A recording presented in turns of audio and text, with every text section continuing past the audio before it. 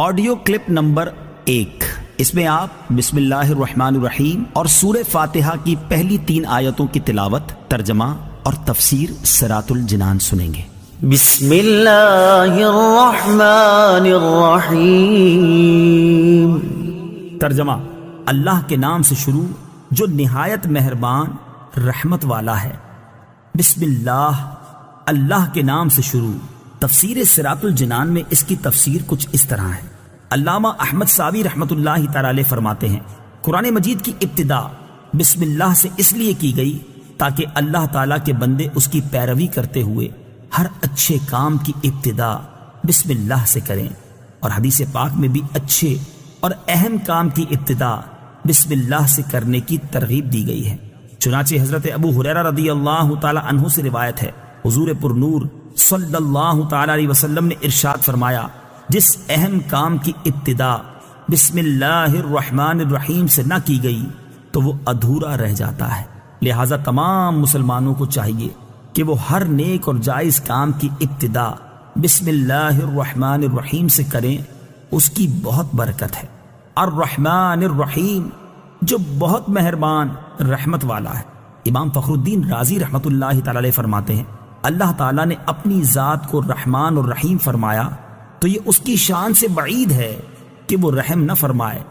مروی ہے کہ ایک سائل نے بلند دروازے کے پاس کھڑے ہو کر کچھ مانگا تو اسے تھوڑا سا دے دیا گیا۔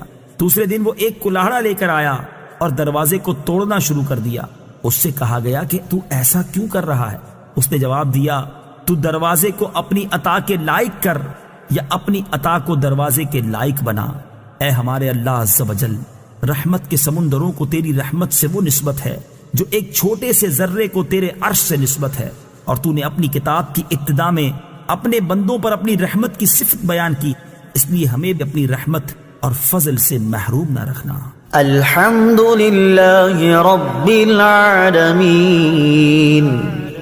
ترجمہ: سب تعریفیں اللہ کے لیے ہیں جو تمام جہان والوں کا پالنے والا ہے۔ الحمدللہ، سب تعریفیں اللہ کے لیے ہیں۔ تفسیر صراط الجنان میں اس کی تفسیر کچھ اس طرح ہے، یعنی ہر طرح کی حمد اور تعریف کا مستحق اللہ تعالیٰ ہے، کیونکہ اللہ تعالیٰ کمال کی تمام صفات کا جامع ہے۔ حمد اور شکر کی تعریف۔ حمد کا معنی ہے کسی کی اختیاری خوبیوں کی بنا پر اس کی تعریف کرنا، اور شکر کی تعریف یہ ہے کہ کسی کے احسان کے مقابلے میں زبان، دل یا اعضاء سے اس کی تعظیم کرنا۔ اور ہم چونکہ اللہ عز و جل کی حمد عام طور پر اس کے احسانات کے پیش نظر کرتے ہیں، اس لیے ہماری یہ حمد شکر بھی ہوتی ہے۔